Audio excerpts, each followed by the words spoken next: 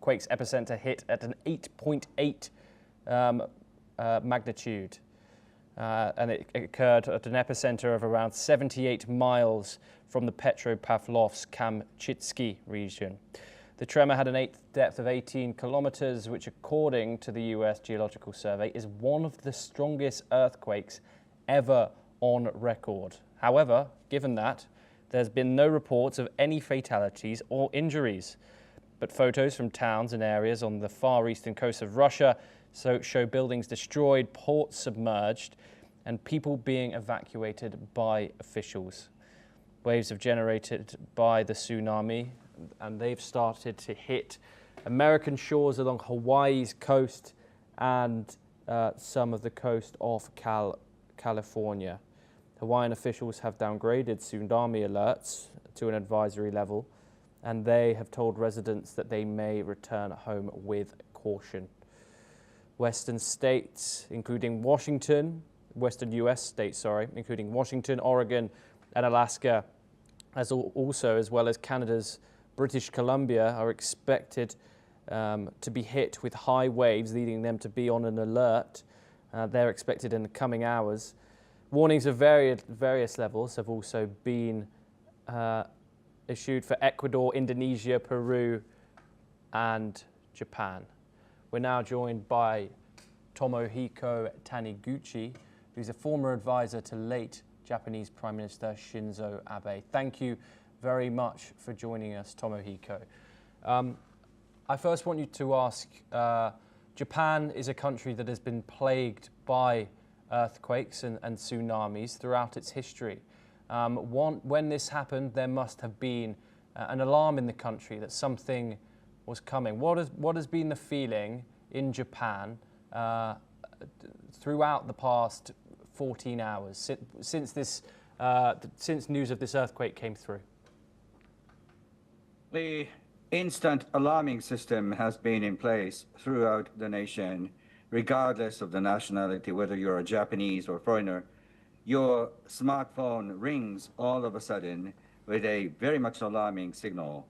And then you turn on your smartphone or TV set, computer, and then you see where the seismic action movement is occurring. This morning, the nation was stunned by the magnitude that they heard, magnitude 8.0 or even above from the Russian Far East. And so the tsunami alert the next moment was issued, and I think there's been a learning, there's been a precedent from which many learned a lesson or two. That is that when you hear that sort of alert, you must leave as far as possible from the seashore, and you must climb up to as high above as possible. Maybe hilltop, mountaintop, or 5th floor and the 6th floor. I think that's what has occurred, especially in places that face the seas. I am living in a remote place from the seashore, so I have had nothing. I have felt nothing, and 14 hours after that, it's turned out that very, very little damage has been caused throughout the nation. Yes, well, very, very glad you're safe, Tomohiko. With the events obviously originating off the coast of Russia, how did Japan coordinate its response with neighboring countries to ensure timely warnings and evacuations? I understand there is an ocean-wide sensor systems scattering around the Pacific Ocean, and those signals detect the alpha wave and beta wave that the seismic movement causes. And so whoever takes the first alpha signal, it's been customary for that signal to be shared instantaneously by all parties involved, regardless of the nations. So I'm not sure if Japan was the first that detected the alpha wave. Maybe it was Russia, but that signal the next moment was shared across the ocean region. Tomohiko, most of these warnings and alerts have now been scaled down. However, for regions like Hokkaido and Tohoku, higher alerts remain in place. How do the Japanese authorities manage evacuation and public safety in these high-risk areas especially? It was only 14 years ago, in 2011, March 11, the Japanese archipelago felt a tremendous tremor, as you know, followed by tsunami and nuclear meltdown. And that was such a calamity, and that was such a traumatic experience. I think the public have been very much prepared for these sort of things. And the authority is daily sending information so that fake news and false assertions might not be prevalent. So in times of crisis like this, what's important is to continue to show reliable information. And that reliable information comes from the authority and the legacy media, if you like, TV broadcasting networks and so on and so forth. So that's what has incentivized and propelled the people sharing the seashores in the northern part of Japan to get prepared. But the challenge, however, is that public transportation system is largely put into halt, and the people are feeling very much troubled because they cannot find an appropriate means to come back home at the moment. So at this hour, station by station, you see a huge queue of people waiting for taxis to come. Oh yes, Tomohiko, thank you very much. Please stay with us. We have some breaking updates. The Kremlin has confirmed that no casualties were reported after a powerful 8.8 earthquake struck off Russia's Kamchatka Peninsula. Spokesperson Dmitry Peskov said the country's strong building construction and well-functioning alert systems helped prevent any loss of life. Authorities remain on high alert as aftershocks are possible. We're once again joined by Tomohiko Taniguchi.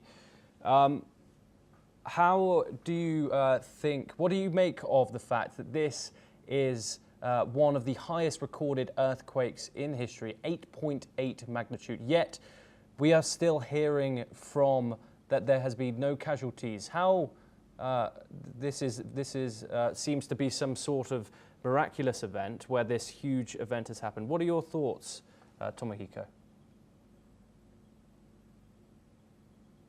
The major tremor changes from one to another. There is no common set pattern.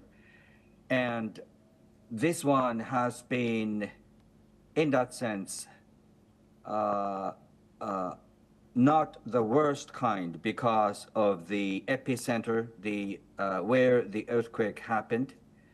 And when it occurred, major urban areas were not nearby.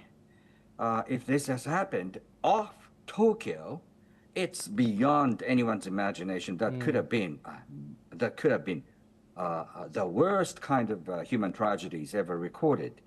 But I wouldn't say luckily, but to be honest, the center of tremor was off the coast, and the nearby areas were not so much densely populated.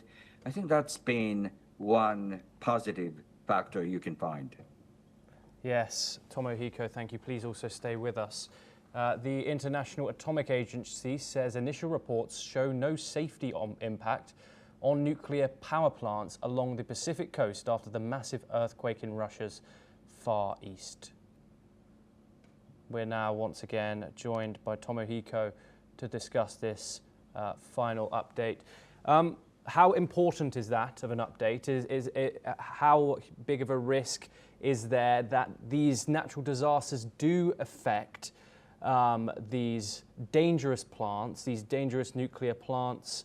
How lucky is it that none of these dangerous sites were affected by this huge natural disaster that we've had? Originally, all nuclear power plants have been designed to withstand mega earthquakes. What did not exist for the Fukushima Daiichi nuclear power plant that went into meltdown was that they did not have emergency power source uphill. In retrospect, that was a cardinal error, that Fukushima Daiichi had its emergency power source very close to the seashore.